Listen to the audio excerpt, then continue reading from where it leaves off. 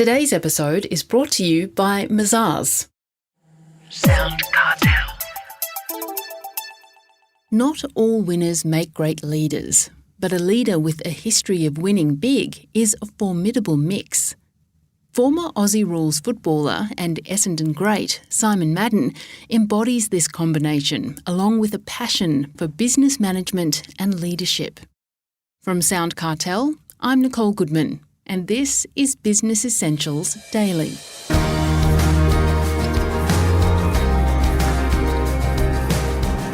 Simon Madden is one of Australia's most successful and admired Australian rules footballers.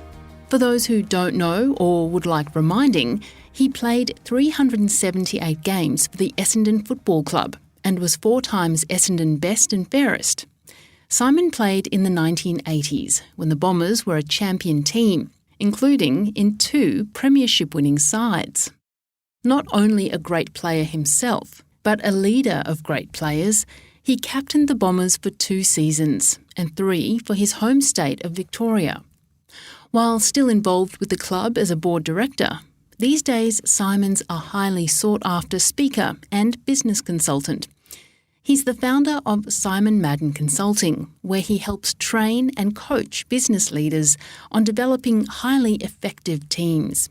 Chris Ashmore asks Simon whether his on-field success came down to natural talent or a determination from within.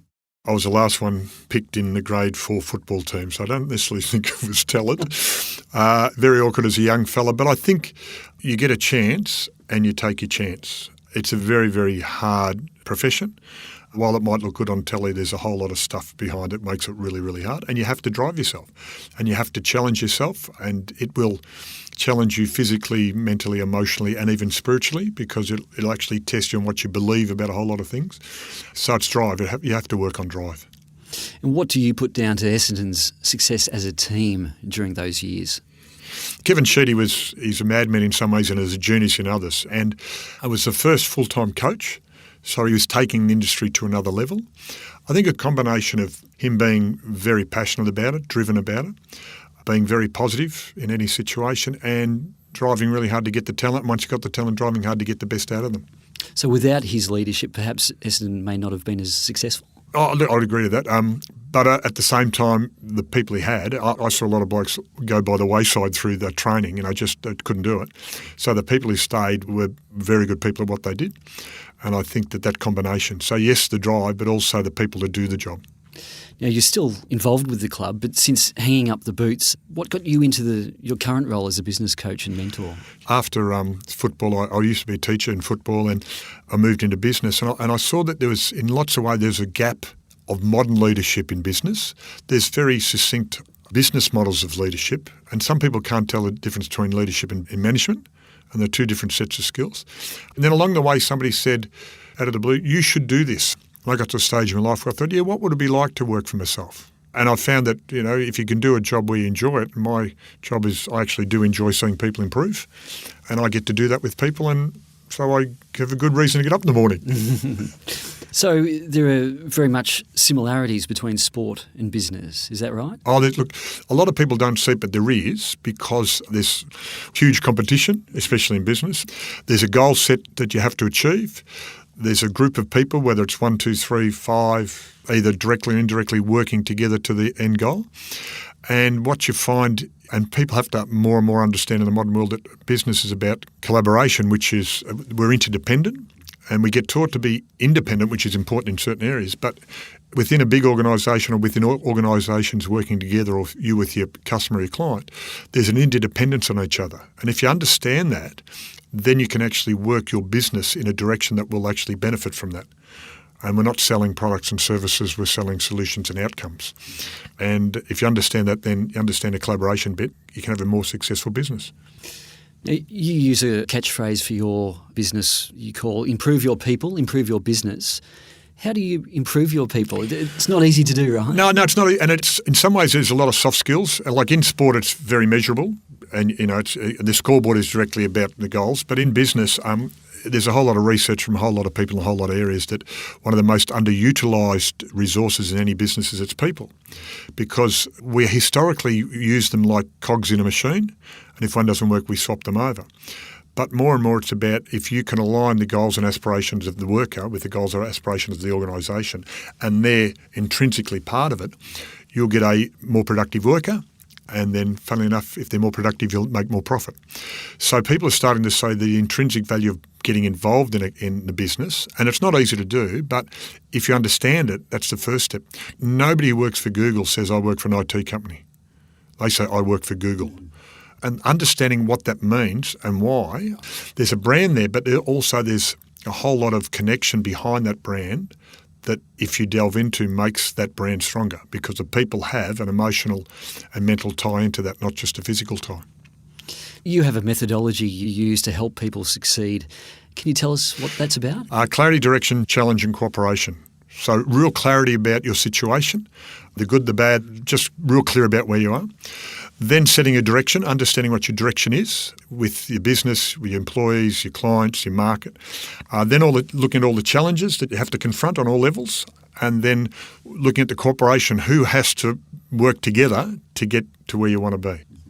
Not everybody is born a leader. I don't think anybody's born a leader. It's easy to say some people are born leaders. That's a whole, again, this is a whole philosophical view, I suppose, about how you get that position to be a leader. And I was a prefect in primary school, and I can remember how mistakes were made and things I did right and wrong. And then I was school captain, and I was captain of the footy team, and I was head of their SRC. And I don't think I was ever born a leader, but along the way, for whatever reason, you get into these positions and you learn from it. But very simply, management is about getting all the ducks in the row. Leadership is about taking those ducks where they want to go, or maybe where they don't want to go, but where they should be. And so the concept of leadership is getting those people involved in the direction you want to go. But some people are better leaders than others, and some people are in management, but they're not very good leaders. Not everybody's a leader. Not everybody wants to be. Remember that too. This is the other thing people think about. But I think we are social animals, and everybody wants to be part of a successful family, group, sporting group, company, organisation. So there is a basis of people wanting to be part of that, the tribal aspect of anything. And so what you need to realise is what are the aspects needed of a person to bring them along. And one of the things now is leaders were never seen to be vulnerable, but nobody's perfect. And in actual fact, when people see that leaders are vulnerable, are real people, ask real questions, get them involved, that they actually come along a bit stronger and agree to the process, agree to the direction, rather than I'm the boss and I'll tell you what to do. If we can go back to the Essendon Football Club again and the recent supplement scandal, which has resulted in the suspension of 34 players and has really shaken the club to its core, how does the leadership team address the obvious challenges facing morale amongst the players? What you won't hear from the club is I'm on the board, so you won't hear in the media all the processes that have been put in place for the outcomes. And so the first one is supporting the players at all levels. So our own players are in the league but at other clubs, players who have moved out of the league.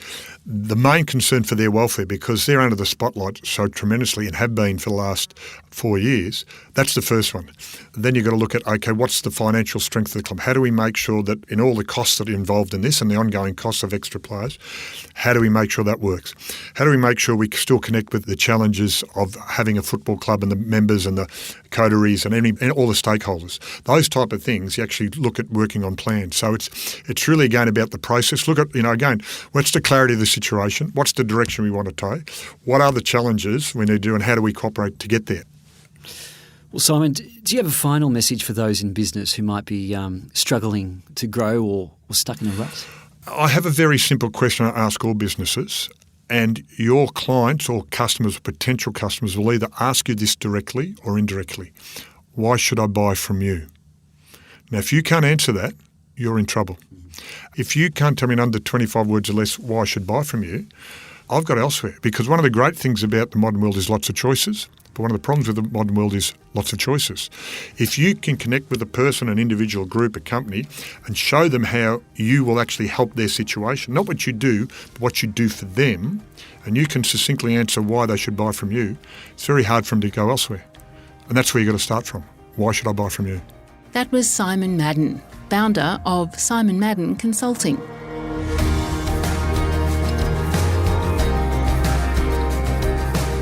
This episode of Business Essentials Daily is produced by the team at SoundCartel. Thanks for listening. I'm Nicole Goodman. We'll bring you more Be Daily tomorrow. Follow @BE Daily Podcast across social media and head to bedaily.com.au for more from the Business Essentials Daily podcast. SoundCartel. This episode was brought to you by Mazars. To find out more, visit mazars.com.au. That's mazars.com.au.